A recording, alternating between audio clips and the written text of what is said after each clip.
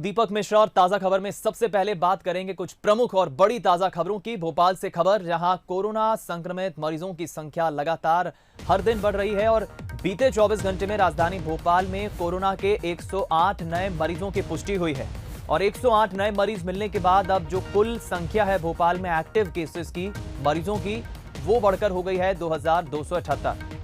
हालांकि आज भोपाल के कोविड हॉस्पिटल चिरायू अस्पताल से 65 लोग ठीक होने के बाद पूरी तरह से डिस्चार्ज होने जा रहे हैं, घर जाएंगे 65 लोग, लेकिन 108 नए कोरोना संक्रमित मरीज मिले हैं।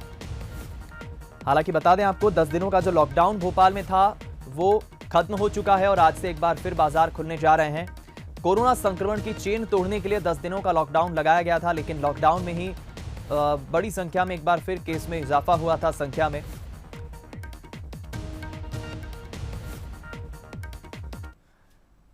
फिलहाल हम रुक करेंगे हमारे संवाददाता वासु चौरे का, हमारे साथ इस वक्त लाइव जुड़ गए ज्यादा बातचीत और जानकारी के लिए। वासु, 10 दिनों का लॉकडाउन तो इसीलिए लगाया गया था कि कोरोना की चेन को तोड़ा जा सके, लेकिन हमने ये भी देखा कि कहीं ना कहीं लॉकडाउन के बीच ही भोपाल में केसेस की संख्या भी अचानक से बढ़ गई थी।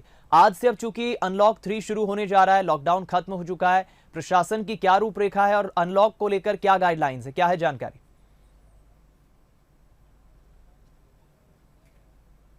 बिल्कुल दीपक, देखिए आपने बिल्कुल ठीक कहा कि भोपाल में लॉकडाउन इसलिए किया गया था क्योंकि जो लगातार कोरोना के संक्रमण के मामले बढ़ रहे थे उनको कहीं ना कहीं रोका जा सके, उन पे काबू पाया जा सके।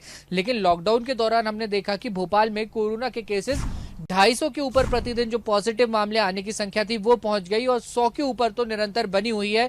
हमने बताया अभी कि 2000 से ज्यादा एक्टिव केसेस अभी भोपाल में हैं। ऐसे में अब कहीं ना कहीं कोरोना की जो चेन है, जो संक्रमण की चेन है, उसको ब्रेक करना सरकार के साथ शासन प्रशासन के लिए बड़ी चुनौती बना हुआ है। दीपक, इसके लिए जब हमने चिकित्सा शिक्षा मंत्री विश्वास सारंग से बातचीत की थी तो उन्होंने कहा था कि लॉकडाउन अनप्लान्ड नहीं है, इसको बहुत बेहतर तरीके से प्लान करके किया गया है। इस दौरान बड़े पैमाने पर टेस्टिंग हुई है, लोगों को आइसोलेट किया गया है और जो संक्रमित पाए गए थे उनका इलाज भी जारी है।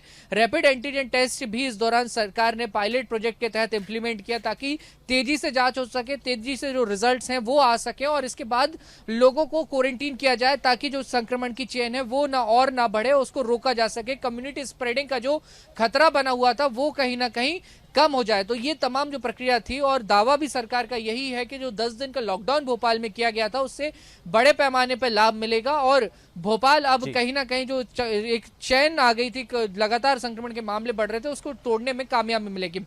हालांकि आज अनलॉक का पहला दिन है, आज से भोपाल के जो तमाम सारे बाजार हैं वो एक बार फिर गुलजार होंगे। 10 दिनों से जो व्यवस्था बेपटरी हो चुकी थी, आज से वो धीरे धीरे पटरी पर आएगी। हमने सुबह बाजारों का मुआयना किया, जायजा लिया, तो धीरे धीरे दुकानें वो जो हैं वो खुलना शुरू हो चुकी हैं। हालांकि विशेष गाइडलाइंस जरूर जारी की गई हैं। 8 बजे तक ही भोपाल के बाजार खुल सकेंगे। जब बाजार खुलेंगे दीपक और लोग पहुंचेंगे तो उनको मास्क पहनना होगा, सैनिटाइज खुद को करना होगा, 2 गज की दूरी रखनी होगी जो बेहद जरूरी है और इन तमाम चीजों का दुकानदार भी बेहद ख्याल रखेंगे क्योंकि सबकी सतर्कता से, सबकी अवेयरनेस से ही कहीं ना कहीं संक्रमण की जो चेन है उसको रोकने में कामयाबी मिल सकती है। हालांकि लॉकडाउन का कितना फायदा हुआ है ये आने वाले 2-4 दिनों में समझ में आ जाएगा। आज जो केसेस आए हैं, 108 मामले नए सामने आए हैं, ये जो रोजाना मामले 150 के ऊपर थे उससे जरूर कम है। तो कहीं ना कहीं ये एक ग्राफ जो है वो नीचे तो आ रहा है, लेकिन ये सिलसिला कब तक बना रहेगा और ये ग्राफ कितना नीचे आता है ये जानने वाली और समझने वाली बात होगी और ये बहुत महत्वपूर्ण विषय होगा।